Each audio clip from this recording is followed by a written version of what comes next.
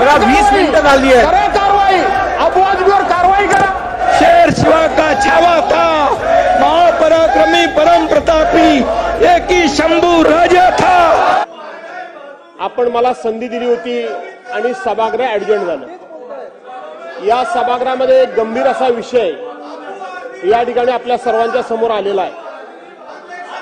अध्यक्ष महोदय, आम्ही स्पष्टपणे मी तुमचीच बाजू मांडतो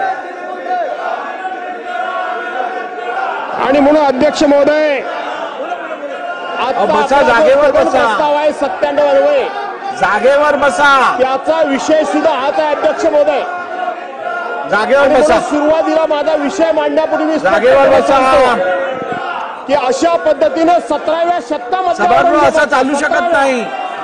हे बघा, तुमच्या या विषयात तुमच्या भावना गंभीर आहे याची मला कल्पना आहे. केंद्रामध्ये सरकार पण तुमचं, असं कामकाज चालू शकत नाही. सरकार तुमचं आहे. असं कामकाज चालू शकत नाही. करताय का अध्यक्ष महोदय? असं कामकाज चालू शकत नाही. हे सगळी नाटकं. अध्यक्ष महोदय, कारवाई करा. करा बाजूवर कारवाई करा. तुमची हिंमत मला बघायची. जागेवर बसा. करा बाजूवर कारवाई. जागेवर बसा. तुम्हाला समाजामध्ये लढवायचं आहे. समाजामध्ये वादंग करायचं आहे. बघा 20 मिनिटं झाली आहे. करा कारवाई, अबू आजमीवर कारवाई करा. सभागृहाची बोला. अध्यक्ष महोदय,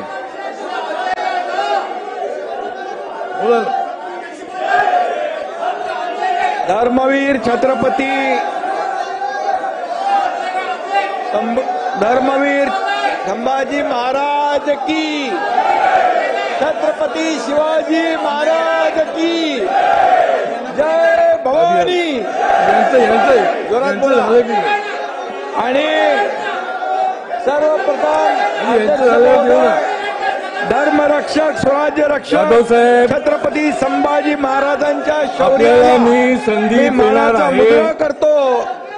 आणि नंतर बोला. माननीय शिंदे साहेबांचं होऊ द्या, त्याच्यानंतर तुम्हाला संधी मिळेल. अध्यक्ष शिंदे महोदय, बोला. काल धर्मवीर मी बोलल्यानंतर बोला ना.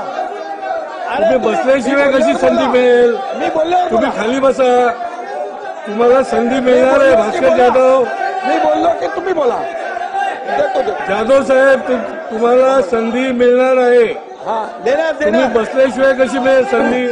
अरे सुनील, तुम्ही बसल्यानंतर मिळेल. आधी माननीय उपमुख्यमंत्री बोलताय, त्यांचं बोलणं झाल्यानंतर जाधव तुम्हाला संधी मिळेल.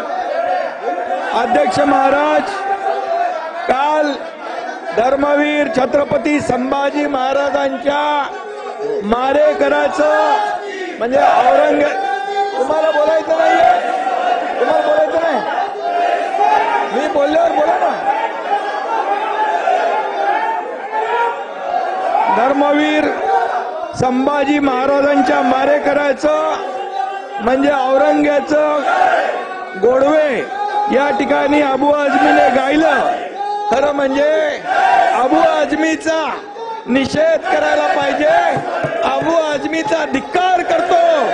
अबू आझमी या ठिकाणी धिक्कार करत असताना या ठिकाणी थांबा ना.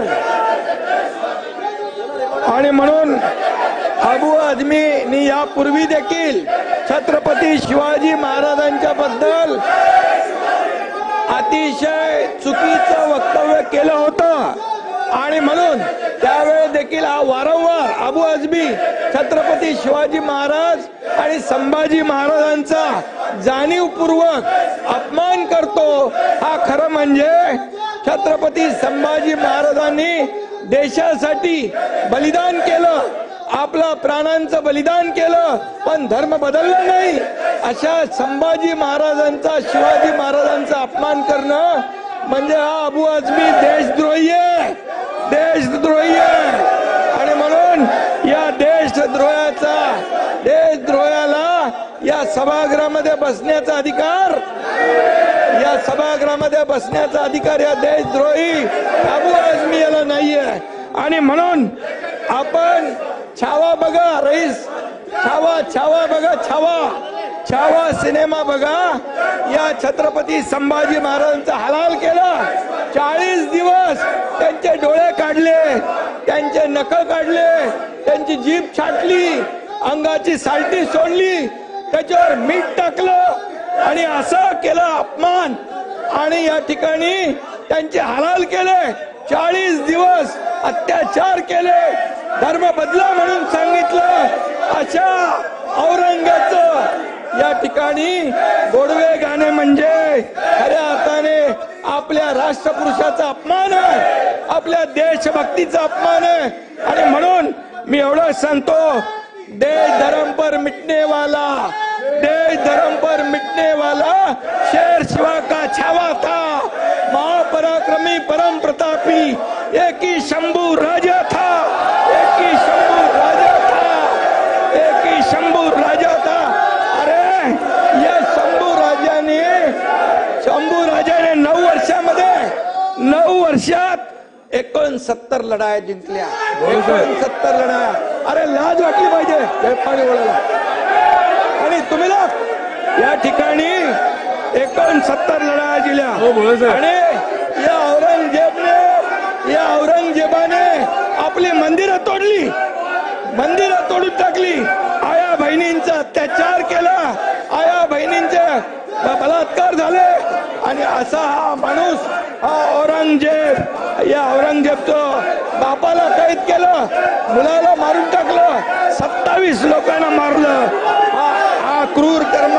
आणि म्हणून याला निलंबित झालं पाहिजे, याच्यावर देशद्रोहाचा गुन्हा दाखल झाला पाहिजे, अबू आझमी निलंबित झाला पाहिजे आणि त्याच्यावर देशद्रोहाचा गुन्हा दाखल झाला पाहिजे.